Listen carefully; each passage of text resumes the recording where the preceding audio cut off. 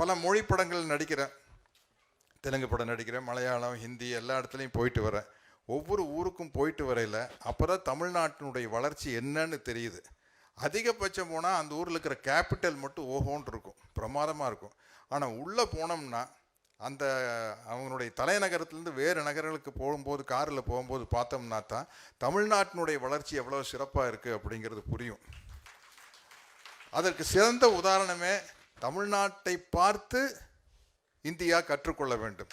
ஏன்னா இந்தியாவில் இருக்கிற பல மாநிலங்கள்லேருந்து தமிழ்நாட்டுக்கு ஏன் வேலை தேடி வர்றாங்க அப்படின்னா 2 விஷயம்.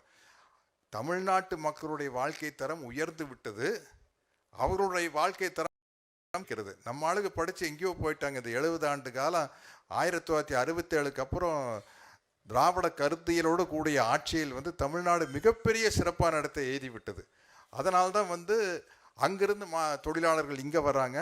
நான் ஏற்கனவே திராவிட இயக்க தமிழர் பேரவையில் தோழர் சுபவி அவர்கள் நடத்தின நிகழ்ச்சியில் பேசினேன். அவங்களுக்கு வட மாநிலத்திலிருந்து வர்ற அந்த தொழிலாளர்களுக்கு திராவிட கருத்தியலை போதிக்க வேண்டும். ஏன்னா ஏன் நம்ம ஊர் அப்படி இல்லை, தமிழ்நாடு இப்படி இருக்குன்னா அவனுக்கு புரியாது.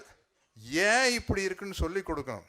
தந்தை பெரியாருடைய பகுத்தறிவு சிந்தனைகளாலும், பேரறிஞர் அண்ணாவினுடைய சிந்தனைகளாலும், ஐயா கலைஞர் அவர்களுடைய சிந்தனைகளாலும், செயல் திட்டங்களாலும் தான் தமிழ்நாடு இப்படி இருக்குது. போய் உங்கள் ஊரில் சொல்லணும். நம்ம சொல்கிறோமில்ல, சிங்கப்பூர் போயிட்டு வந்தால் சொல்கிறோமில்ல, நம்ம ஊர் எப்போங்க இப்படி மாறுறது அப்படின்ட்டு. இப்போ அந்த மாதிரி இவங்க அந்த ஊருக்கு போனால் சொல்லிக்கிட்டு இருப்பாங்க, எப்போங்க நம்ம பீகார் தமிழ்நாடு மாதிரி ஆகிறது, எப்போங்க நம்ம யூபியோ எம்பி தமிழ்நாடு மாதிரி ஆகுறதுன்னு அங்கே போய் புலம்பிக்கிட்டு இருப்பாங்க. ஏன் ஆச்சு அப்படிங்கிறத அவங்களுக்கு சொல்லி கொடுக்கணும். ஒரு சிறப்பான முதல்வர் கையில் கலைஞர் விருது வழங்க பெற்றது நான் ரொம்ப பெருமையாக நினைக்கிறேன்.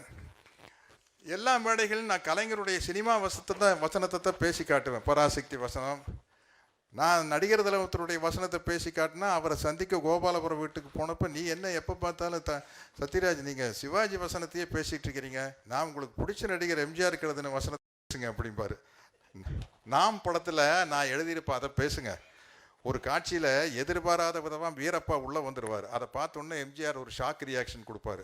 உடனே வீரப்பா கேட்பார் எம்ஜிஆர்கிட்ட, என்ன முகத்திலே ஆச்சரியக்குறி அப்படின்ட்டு. அதுக்கு எம்ஜிஆர் பதில் சொல்லுவார், ஆம் ஆச்சரியக்குறிதான், அதையே சற்று வளைத்தால் கேள்விக்குறியாக மாறிவிடும், கேள்விக்குறியும் அறிவாலும் ஒரே போல் தான் இருக்கும் என்பதை மட்டும் மறந்து விடாதீர்கள் அப்படின்னு ஒரு வசனம். ஏன்னா பொருளாதார ரீதியாக மார்க்சிய சிந்தனையில் ரொம்ப ஈடுபாடு உள்ளவர் டாக்டர் கலைஞர் அவர்கள். அதனால தானே அவருடைய புதல்வருக்கு ஸ்டாலின்னு பேர் வச்சிருக்காரு. நான் கேள்விப்பட்டேன், அவர் பிறந்தப்போ ஏதோ ஒரு மீட்டிங் நடந்துட்டப்போ அவர் பிறந்தது சொன்னப்போ அவர் அங்கே ரஷ்ய புரட்சியின் மீது மிகுந்த ஈடுபாடு உள்ளவர் அந்த ரஷ்ய புரட்சி வீரன் ஸ்டாலினுடைய நினைவாக பேர் வச்சார் அப்படின்னு கேள்விப்பட்டிருக்கேன். செய்திகளை உடனுக்குடனும் துல்லியமாகவும் தெரிந்து கொள்ள சப்ஸ்கிரைப் பண்ணுங்க.